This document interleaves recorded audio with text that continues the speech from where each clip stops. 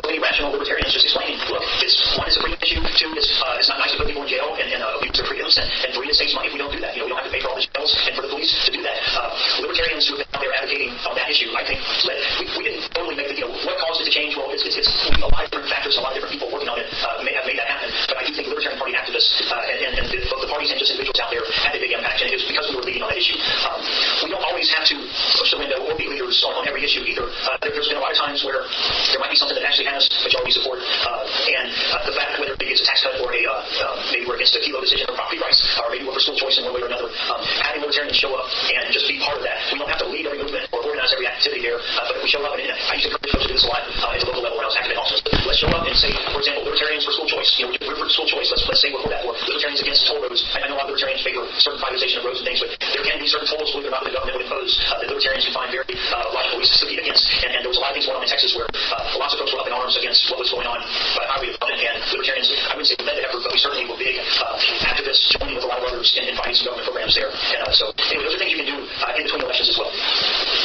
The best issues, of course, are those where most of the American people agree with us, and the other two major parties, the third major party, disagree with us. I think I saw two questions, and then we'll come back to taking the issue of obstacles to moving to the next level. So let's see. There was a question here and a question there. So 1, 2, I think. Question? So what are the best, what's the best recurring monthly events that you all have found that have retained members, increased membership? Because sometimes we're doing things like increase the numbers of retained. So what have you all found recurring as opposed to one-off events? What's best? The best recurring thing that I found was the local group published a local newsletter, and we mailed it out every month to a couple hundred people in total circulation. On the web was around 500 or 800,000. That requires to a certain extent having someone who's willing to drop $50 or $100 a month on printing and postage, but sometimes you can find people who do that. That was the best thing we found. We occasionally had a speaker come in, and then you get a group of people, most of whom would never be seen again, I'm afraid. But those were the things we found. Candidates running in opposition years that can be very difficult. A lot of local communities will disband completely. One thing that we found is having something that's fun, and it needs to also be so occasionally sense of fun activities. Also with that, I know paintball, got fighting. That's something they've done. I know they're very successful. Also, there was a group over in Omaha that does community bar. That's social group. They also discuss very fun activities. Things like coffee shops. They find something that people at work would like to do, and we'll really help that. And they do that along with having some different activities. I remember we wanted to a couple groups to speak, but they occasionally solicit speakers to come in and do a topic they may have for that one. And then there's people in the one time I spoke for an hour and 45 minutes because they had that many questions. So I always look for 20 minutes. I have but we ask questions for the rest of the time. Not that I don't know. Did you have something with that? Yeah, I don't agree with everything on the Free State Project. I've been a member of that. I think here in New Hampshire. But one of the greatest things that they've done, I think, is that New Hampshire Liberty Alliance, and they do the bill review thing. And I've been somewhat. I haven't been as active. I haven't done really good being active with them, but I just admired that effort. And they would review all the incoming bills and so forth. But, they do a lot of it online now, so you don't even have to go anywhere. In the wintertime, it gets difficult. To maintain the social stuff up here. For older people, older libertarians, anyway. And the question on what's the best thing for a monthly county meeting or something like that, I can tell you, I haven't found the perfect formula because there have been plenty of places. There were times when we had trouble getting Dallas County, which is where the city of Dallas is, of all places in Tarrant County, that's Fort Worth. We had trouble getting people several quit at the same time, and it almost stopped. What I think we have a tough job to do as libertarians. It's not as easy as what the Republicans and Democrats are doing. So it does help if doing this activity is fun for the folks involved. And it seems to work well if you have a place where you can have a short business meeting where there's official stuff that if you're actually going to spend $100 on something, you can discuss it. Let's put in some money and spend this $100, $200 to get it, whatever. But then shortly after that business meeting, if there's a place where y'all can just go hang out, often it's a bar or a restaurant. Travis County, which is where the city of Austin is, we used to meet in the library, but that library was on the same strip mall where there was a good Mexican restaurant right around the corner, and we just walked. Some people would skip the business meeting and just show up in time to hang out with everyone.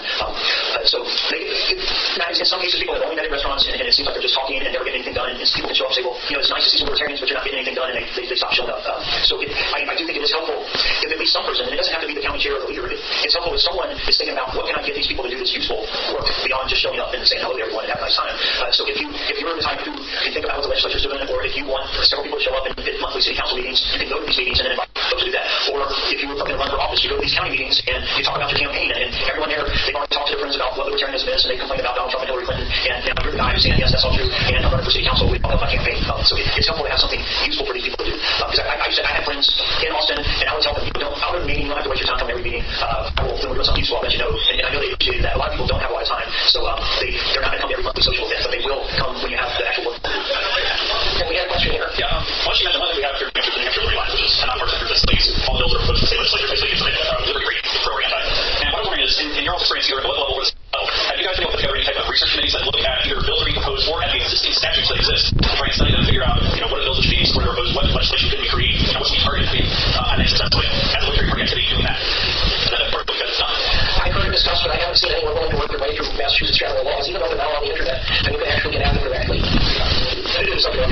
honest, we, other than having a couple people that do review and then also going through it and make sure we try to press releases like these, we have rights groups, we have not been successful in doing that, and mostly it's a time commitment issue, money people that are invested. But it's a great idea and something that actually something we should work on. And there are some state libertarian parties who have formed committees specifically to look at the state legislation going through. And I think, some states are tons and tons of bills, and you probably could, maybe some folks would read all that stuff. I probably could never make myself do that. But looking at what the other groups, there's special interest groups everywhere, and you may agree or disagree with them, but they're watching the bills. So go see what the ACLU is saying about the bills going through the legislature. Maybe there's a lot of education groups who are really delighted about the new high taxes coming through to pay for everything. You don't have to be friends for you to get advice on legislation and go with your instincts. And don't try and fight. There's so many bills and so many issues out there. You just need to pick 2 or 3 where, hey, let's go show up and testify on this one out of the 200 bills this year and make it happen that way. And really, you can just do it yourself. So you said New Hampshire?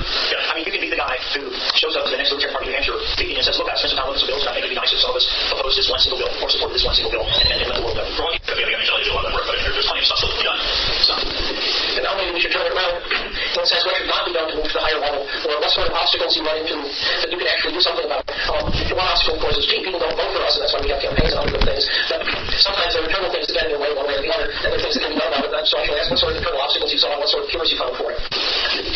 People. No, bad leadership is one thing that they always have to be on the lookout for, whether it be the leader that doesn't necessarily want to lead or reluctant and kind of forced into it and doesn't do the things necessary.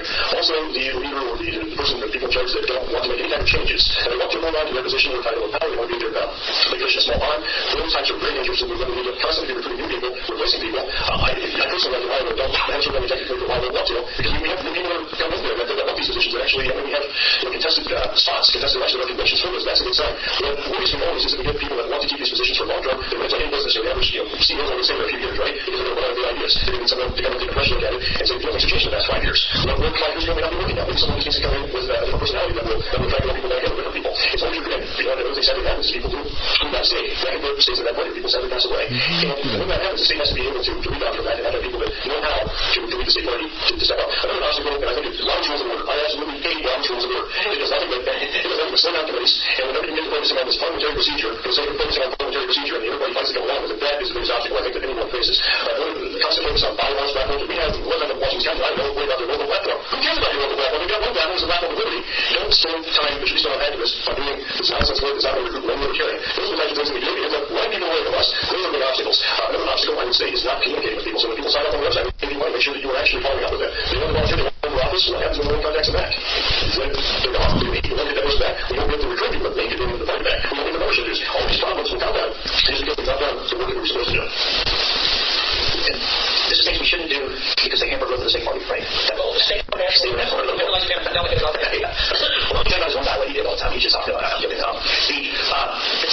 in favor of growing the party, and that means more people. And I'm guilty of plenty of infighting over the years. I've been insulted since I made my first brochure in 1998 about what it means to be libertarian, and people criticized what was on it. And it was good. I quickly learned, this is what happens in politics. People argue and fight over stuff, over how you say things and what you say. And I just think we accepted. I don't always stay on fights, but I think that internal fighting is one thing that holds us back. And to the degree that we can just say, you know what, let me just not fight with that guy. I can do something else instead. I can try and get this guy to stop what he's doing, or I can call this other guy in this other state and help him with this petition drive that he was asking for. I can decide how to spend my time, what I'm going to do for the next 5 minutes, and trying to give people a break, be nice to folks, and do positive activity rather than trying to stop other people from doing what they're doing. That is the way to go, I think. So, okay.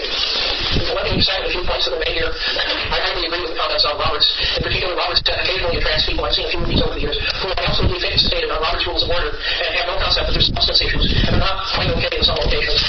My state party solved this. There's a completely alternative set of Rules of Order, Francis and Francis.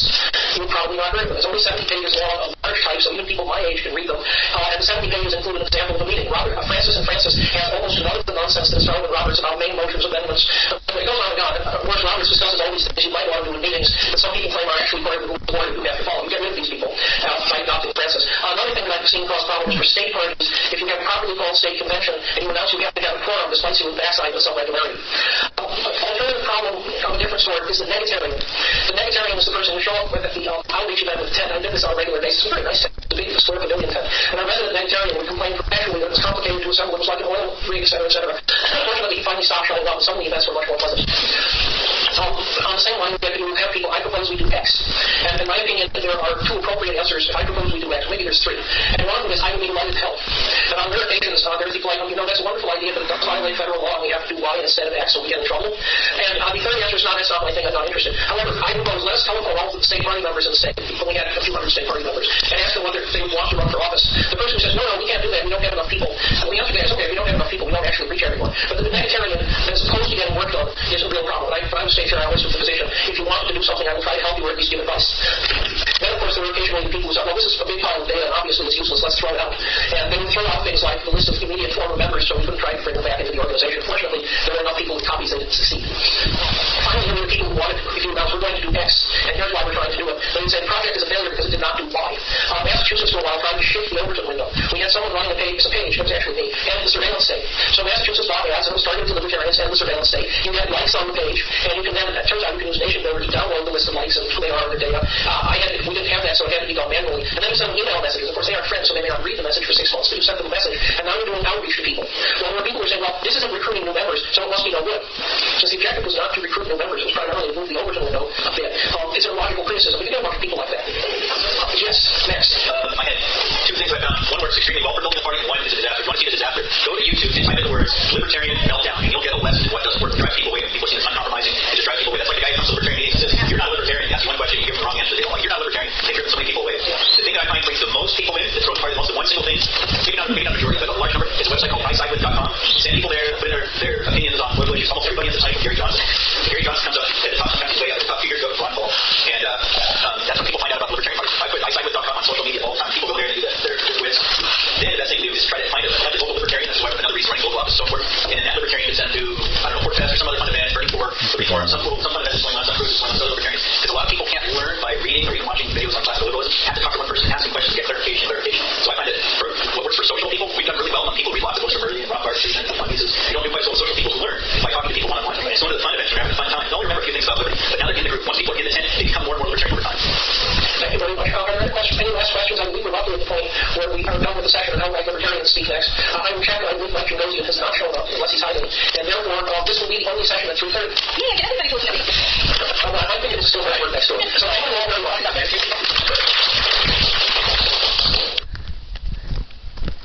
The Libertarian State Leadership Alliance presents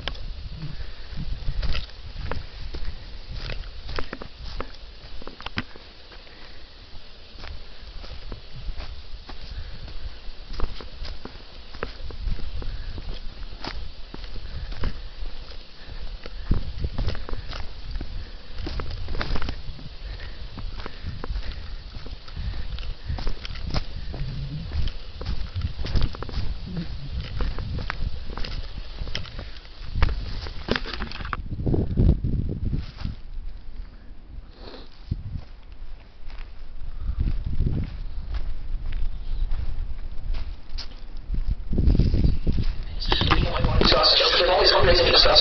So who wants to say something?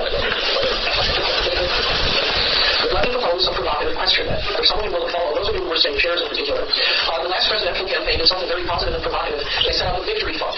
The deal on a victory fund is that you pool the National Committee fundraising total limit. This is the fundraising limits of large numbers of state parties that are FEC filed. And you then go through large numbers, of which we actually do have a small number. The utility of this is not that unless you on paper raise any more money. It's that the donor writes one check for $100-something thousand. It goes to the victory fund. It's shared donation. That's a perfectly legal $100,000 donation, even though they're separate, we can take it. And you can raise large amounts of money this way with relatively limited effort. The last one had 2 minor disadvantages. One was the sentence in the contract. The state parties will probably see no money coming back to them out of this.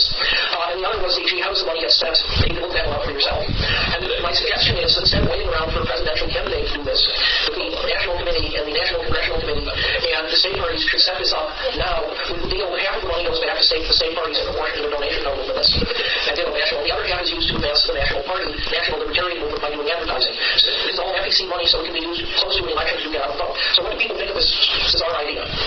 Anyone? Well, for me, disadvantage if you're not FEC state candidates. To repeat what was said, since I'm not sure the camera's picking this up, if you're a non-FEC filing state, you cannot participate. And that's absolutely correct. Anyone else? It kind of strikes me as a bit of top-down national party trying to forward a campaign. You understand you want to see some campaigns that help over the party, but it's starting to It certainly could be if the national told you what to do with your money. Absolutely. Minor comment here. If your state party is doing get out the voter registration, those are the main things, within 90 days of the election where there's a federal candidate on the ballot, that's federal election activity. You have to do it through an FEC filing campaign. You might carry that bit of wisdom back to your state so they don't get in possible legal trouble someday. Yeah, that's what we've been just something joining. It's like people didn't realize that, and suddenly the part of the victory, then so that part of the filing was enforced by that leads to a question, since Maine chose to start FEC filing to join the Victory Fund. Did you shut down FEC filing? Afterwards, we got shut down. We can start up again once we want to do it ourselves. But we weren't doing it ourselves. Well, let me pose a different question, since we just survived the presidential campaign. Let's look forward to 2020. What would you like to see done better in 2020? I'm not saying anything was done less than perfectly last time, but what would you like to see done better? Earlier convention. We have a running national campaign on 4 months. That's not enough time to run a presidential campaign. So have a convention earlier in the year so those candidates, and if you're in a state, well, I'd say all of the radio. Yeah, at least a few months earlier, potentially even prior, just a year. January, February. I think that would give you campaigns. And a few states where you have to petition having the actual candidate nominated earlier makes that a lot easier in many cases as well. A historical note that you young folks may not know. For many years, until fairly recently, our national convention was in summer of the odd-numbered years. Yep. And the point of this was, it gave us the year to do publicity for the presidential campaign, fundraising, and all these other good things. There was a specific reason for changing. And the notion was that if we had the convention in summer of the even-numbered year, like summer 2020, our presidential candidates could participate in presidential primaries and get all sorts of publicity. And we actually run them. Yeah, that'd be fun. Yes, no primary, Patrick. Yes, and primary national funds. So we know the one presidential campaign that did this lost money over the deal. Having run for president, I will drop in the comment that you don't get publicity on primaries. At least we did in 2008.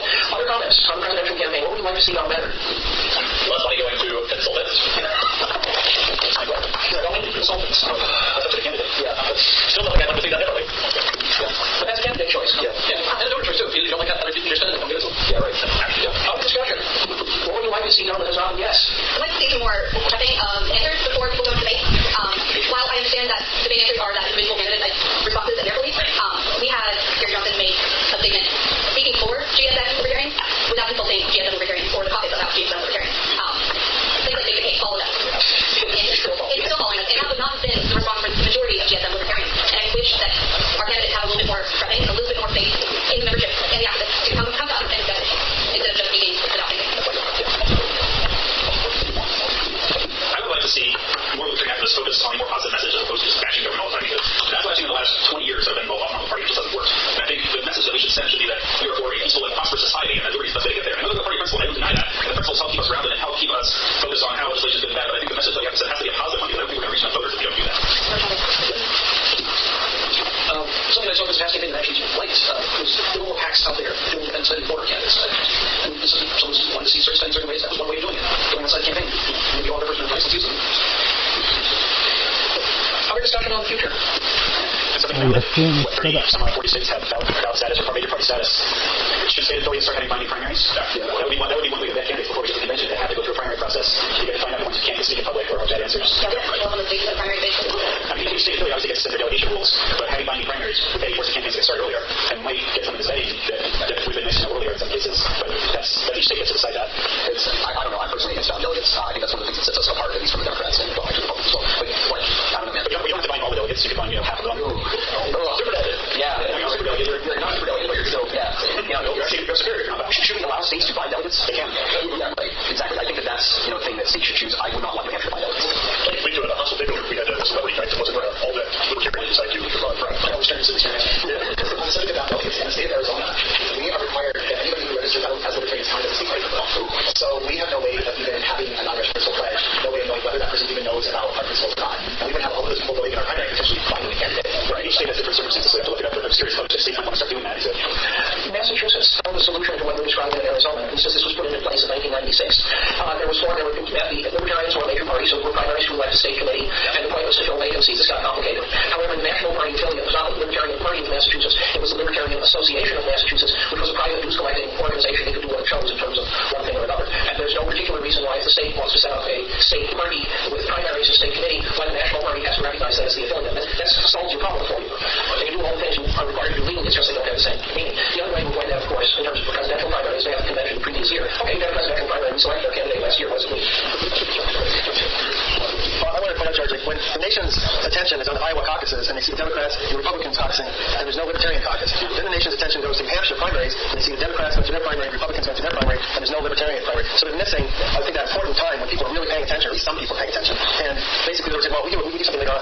So they're kind of missing that whole press attention and people's attention on those important sweeps. Do you think we would have Libertarian attention from the press? Yes. There was a little bit of attention in 92 when the Libertarians had ballot access in New Hampshire and was Don Moreau, who had been selected as the nominee in the fall of 91. And there was a targeted campaign at Dick Lodge. It got a little bit of press, but it didn't carry on from February or March all the way through November. What was the situation in Iowa, Jake? Well, now we're an official major party, so we can't have caucuses. Of course, they're not binding, but we can't have caucuses just like the Democrats and Republicans. I would anticipate that there will be plan on it, and there will probably be at least a little bit of publicity for that. Now, how much? You get to the reporters, sometimes they don't have much going on, don't cover anything. They cover Rick Santorum, well, people who have no chance. So get some coverage. I'm sure that how much, I don't know, though. I mean, I think it would be worth it for the New Hampshire primary because now that we have ballot access, well, we might not have it in 2020, but now that we have ballot access, it would behoove the candidates that do run for president for the Libertarian Party to come to New Hampshire, to file to run in New Hampshire. They have $1,000 to get on the primary. It is basically a straw poll. Right. But it would behoove them to just basically pay that to get the attention. And if they come and they stay for a little bit and actually campaign, go to the classic diners that every candidate comes by and stops at, that would be an opportunity for a lot of free press for the cost of primary. Now, obviously, that primary can't be binding under our national parties, but you can't bind the entire state. You can have, we sent currently we don't have any bylaws for that. Right. It would have to be addressed. But I'm saying that it would behoove the candidates to do that simply because of the press coverage, because there's tons of them, and it's worth a hell of a lot more than the $2,000 fund. It's actually practice campaign. Right. To address one of Mike's concerns about, in Arizona, everybody that's registered as a Libertarian, the state is, if you're a member of the Libertarian Party, Colorado has a similar situation, and they require all of their party officers and candidates and delegates to the national convention to sign a statement affirming support of the statement principles of the party. So that might be a workaround in Arizona to where incorporate something into the bylaws of, oh, you're a party member? Okay, well, if you actually want to be an officer or a delegate, you have to sign this. Other discussion? I don't know if any formal action takes place. We hope that in the future no candidates for president, vice president, parachute in the evaluation process. Good or bad about Bill Level, it would be so much more popular when it happened after all the state mentioned that. Absolutely. Yeah. Swap argued approximately the same thing. Mark has also been on the LNC for about a year and a half as well. Yeah. And it's generally within the purview of the National Party to say anybody seeking the presidential or vice presidential nomination or anybody wanting to be a delegate must be a member of the party for a certain period of time. Yeah. I just want to hope the party goes there's actually more competition in the delegate thing. Which is why I like to expand the size of it. They did last years ago. They've turned back down for delegates. Yeah. Anyone else? I thought the convention coverage was unattractive, not good outreach. Just saying. Thank you. So you're thinking of the national chair candidate? There was more than one thing that's going on. I was just I mean, it's just like if you just go out working all the time. We couldn't get beyond a lot of foolishness. We're not in college. We're not, it's just like I'm really glad to hear like a shift where people are really, I mean, it's going to be worth something because, I've been really lazy, I admit, and I have to get off my own personal and get busy. But I want to work with something of people that are, that are not doing really insane things that are going to discredit me in the community. And it's not like we have to make the final arguments when we're just talking to regular people. Thank you. I think that's an important issue, but at the same time, remember something, we're going to make mistakes again. We're going to make mistakes again. We're going to have the laws. That's going to happen again. It's growing. We're going to have growing pains. I think we should accept that as truth. That's going to happen. And when things go wrong, I would hope that all of us who consider ourselves leaders and all in this party will try to be open enough to admit when you make a mistake. Be mean enough for someone to admit that they may have made a mistake, and then try to move on from there and make things better. Just try to make it happen. It's not always 100%. I think we should always try. That's the ability to understand mistakes we made, and they're going to keep being made. But that's the way we grow. We will fail our way to success. It's just really tough to be a libertarian because you can't even I mean, it's just like, you're not libertarian. Realistically, I think the first gaps, we do not run meetings. The only thing you ever see out of a libertarian convention where you don't personally attend, the only thing you ever see are gaps. Yeah, right. No, but you're not I'm not candidates are going to make gaps again. I thought the regular stuff, like Johnson, I thought he was doing fine. I had no criticism about him. It was just some of the others and the letter stuff, which, listen, I'm tolerant. I'm not like, okay. But it wasn't like an image I just thought was going to help. It makes it harder to talk to the Yankees around here, Yeah. I think there's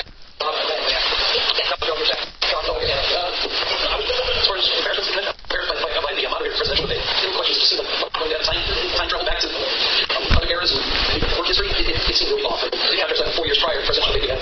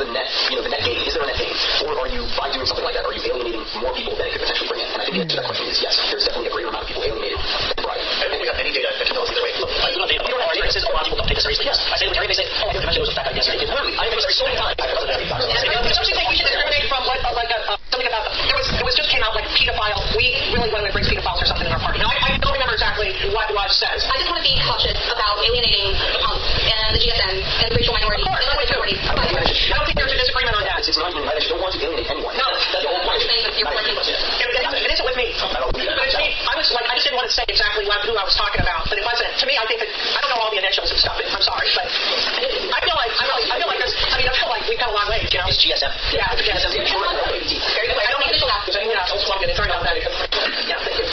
Any other topics you'd like to discuss? This actually brings up something came up about how LP outreaches or the things we talked about. I mean, it seems to vary for a time. For a while, it felt like all our outreach was on quote the right. It was all economic issues. It was all making things very presentable to the country club set and very much more quote mainstream audience. And we seem to be led other than we talk about individual, but we sort of kept that up. But we weren't really talking about some of these other issues that either were social libertarian or maybe sort of forward thinking, like pushing the envelope. Anti-war stuff. Yeah, but having a more balanced approach to the issues. And we seem to be turning the corner on that from my perspective. But maybe giving a much more consciously balanced approach to the kind of outreach we do. Who we're trying to outreach, the things we talk about. Well, this is part of why the KPF was built.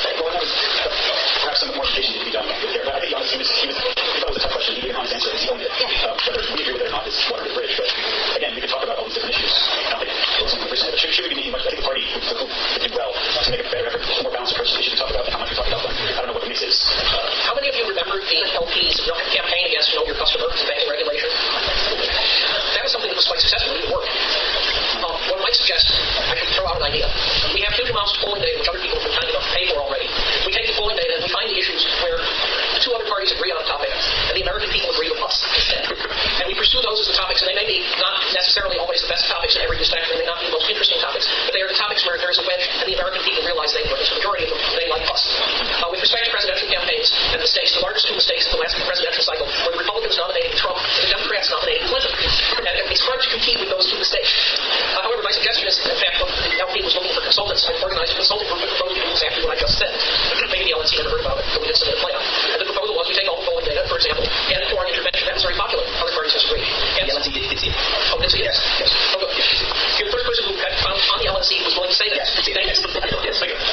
Somewhat related, and I'm glad you mentioned the customer thing that was going to ask about. That was mentioned there, the surveillance discussion earlier. Why did the LP, National or LNC, whoever was behind the full-page ads in the New York Times, why did that whole thing stop? As I recall, this is of course 20 years ago, there were two or three issues. The first was they did try some second thing, like abolishing the income tax, or I forget what it was, I'm afraid, but it was something like that. And it did not sell with donors. And so they tried that, and it did not bring in large numbers of names, and it did not bring in large numbers of money. The second issue was we were closing in on 2000. You can read the details in my book, Funding Liberty. And there was a certain amount of unhappiness with the way the LNC had conducted its affairs, in addition to which the LNC had launched this membership recruitment campaign. They spent a lot of money on recruiting members. And I am assured by Mark Kunevich that as opposed to modern efforts to recruit members, they spent so much money per head brought in, they could never break even on it. Then they got into financial troubles, and then for a variety of reasons, membership fell very drastically from 30,000, 3,000, down toward, I think it got to 20,000, and they went from a financial difficulty.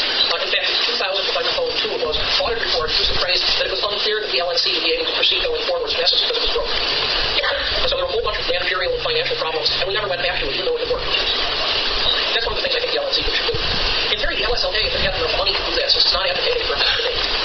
LSLA, that's us. We're not a PC filing. So we've said that we can't help your candidates, we can't get out the vote, we can't do vote libertarian close to an election. But there are all sorts of other things we can do. We have money. I'll mention which, unless there's more discussion, I believe Larry Sharp had volunteered to demonstrate and maybe raise a few bucks for us. I shall mildly note that I put about $3,500 of my own money into this event so far. So I've made minor donations of my own, but I can afford it. Capitalism. The Libertarian State Leadership Alliance.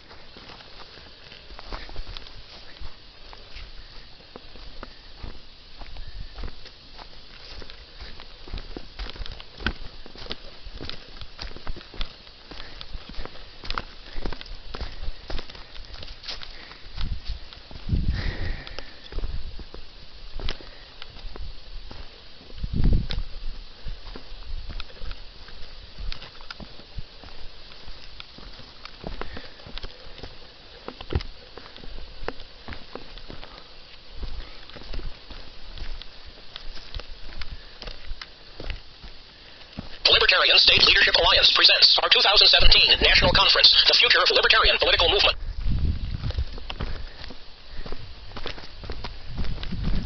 this video in the surveillance state with Larry Sharp, Angela Keaton, and George Phillies. 2017, Manchester, meeting. My name is Matt Phillips. I'm the president of the VC Project here in New Hampshire. Please just go ahead and introduce yourselves. Hey, my name is Brent Slattery. I'm the development director of the NHLA and general interested in politics person who moved here 9 years ago to the VC Project of the New Hampshire Liberty Alliance, which is a great organization I'll talk more about. My name is Caleb Dyer. I am a state representative for Hillsborough 37. I'll stop there. I come to the town of Hudson Pelham. I am not a mover for the VC Project. I'm actually just a native. Let's see, what else can I say? I'm a friend, I guess. That's not from a free state. Wow, okay. I guess I'm being labeled as a free state. But anyhow, so I'm also a lifetime member of the NHLA and Great Board. So yeah, that's who I am. So the topic that we sort of came up with to talk about was how we do activism differently here in New Hampshire. And it's sort of broad, a little bit topic, and to some degree, it's a little bit of a stealth finish for the Free State Project, because I think in some ways it kind of boils down to, if I'm addressing a room full of libertarian activists from around the country, the advice really boils down to, if you want to be successful as a libertarian activist or candidate, move to New Hampshire, and then you will be big L or small L libertarian. So that advice isn't necessarily super helpful or valuable to you if you're a libertarian activist and you're returning home to New Jersey or California. So there's some things that we do that we can do here because of not only the impact of the Free State Project, but because of the pre-existing small L libertarian-ish climate here in New Hampshire, which was the reason why the Free State Project chose New Hampshire in the first place. And I think also I was just having this conversation with Wes out in the hall about why the Libertarian Party proper hasn't been super active here lately, and I think part of that is because the Republican Party here does not a terrible job with liberty and liberty issues in general. Better than most Republican parties I see, and so on. There's a faction that. Yeah, right, yes. There are even, either Free Staters or people like Caleb, who is supposed to be called Free Stater, in positions of power in both in the Republican Party and also in the legislature and whatever role they're in. And that even without a libertarian candidate that is ascendant as it is this year, courtesy, thanks to people like Daryl and Roger and Max, etc. Even when that's not the case, the Republican Party still tends to generally, kind of keep one eye on its liberty wing and try to make sure that they're still on board for general Republican activities. But I think it might also be a little bit helpful to maybe delve into some of the how we organize stuff, which is kind of the question I don't actually really know the answer to, and I've been here for 3.5 years, because a lot of it is very ad hoc. It's very much the individual level. If somebody wants to stay run for office, they have to avail themselves of many of the same resources that everybody else does, and make a case to pitch to their friends, their neighbors, to other activists, and go through the same sort of gauntlet that any other person running for candidate has to, just to prove that A, they've got some principles that we're fighting for, and B, that they've got some electoral liability, whether that's name recognition or charisma or willing to work hard, go door to door, etc. How we as a community do that is a pretty decentralized process. Certainly the Free State Project is a 501c3, so in my official capacity I can't take any position on any active candidates or active legislation. And in fact, being invited to speak at a political party's event I think is okay for me officially. But some of the things that I say here is like me taking off my 501c3 hat and just speaking as a member of this community as a private citizen. But I think that how we the community that we have here, how we decide who to support, who not to support, who to support sort of lukewarm. Like, yeah, he's a great guy. I'll totally vote for him. I'm not actually going to hold the sign. It's all done very organically, and I don't know if certainly that ST isn't, despite what Brandon Carson had to believe, I don't think I'm not issuing marching orders to anyone. And so, we're not directing anything. We're not picking winners and losers. We're not. I mean, the very few resources that we have, is goes almost entirely into running two events that we do that tries to attract out-of-state libertarians to come visit so they can experience that community for the first time and understand what we're doing. A lot of libertarians in the U.S. have heard of the Free State Project. Very few of them actually understand what's going on here on the ground. And so, getting them to come and visit and get a taste of it is critical to our mission to get them to actually move here. That's what happened to me in 2013. I came to Liberty Forum for the first time, and I was completely blown away by how many people there were, how much buzz and excitement, how many actual state reps were in the audience, and people were caring, etc. And I was like, wow, I had no idea this was happening. Even though I knew about the Free State Project from the very, very beginning, sooner than most people, because Jason Sorens and I were fellow interns together at Cato 97, so 2001 we wrote that article on the original distributionalist. And when they picked New Hampshire, I was starting business in New York City, and I was like, okay, I can't deal with that right now. And I forgot about it for 10 years. I came back, I was like, oh my god, there's an actual community here, actual people doing actual things. I want to be part of that. That's what I have said that I'm interested in doing. I don't see any better place to be able to go do that. So anyway, follow up, which is a long way to say, I actually don't have the answer that some of you guys would be looking for. I'm going to let my co-panelists maybe expound on that. I do have the answer. So let me get through the lines, and we'll give you all more stories than me. Obviously, I'm just generally talking about how we organize activism in the state. Like I said, it's extremely organic. A lot of projects that I work on have been something as simple as, I have an idea that I call some friends. It's like, hey man, I want to run this campaign. It's going to cost $20 from you, and you make it happen. So there's a fair amount of stuff like that that goes on. But as far as organized groups of volunteers that are really taking a lot of time to evaluate the needs in the state, where we need to put effort and time, the New Hampshire Liberty Alliance, which we'll call NHLA for less syllables, is basically an organization. We rate every bill that goes through the legislature, so that we know each piece of legislation is going to be pro-liberty, anti-liberty, or neutral, no comment. It's really useful because there's hundreds and hundreds of bills submitted each year, so it's impossible almost for just a regular person to go through each one, figure out what does this actually mean, what does this lawyer speak that the legislative services officer mean, all the various special backstory. Actually, no bills. Yeah, exactly. And there's a lot of institutional knowledge with the NHLA where we've been wanting the legislature for 12 years now, and have a pretty good idea of the dynamics of different groups are there, different factions are there, who's putting forth this different legislation, who's doing it consistently, and why are they doing that. Always kind of important if you want to change people's behaviors, to get a holistic picture of where we're coming from. But anyway, point being, one of the things that NHLA does, we have the gold standard, which is a sheet that describes sort of the gold standard of liberty decisions of the bills that we vote on.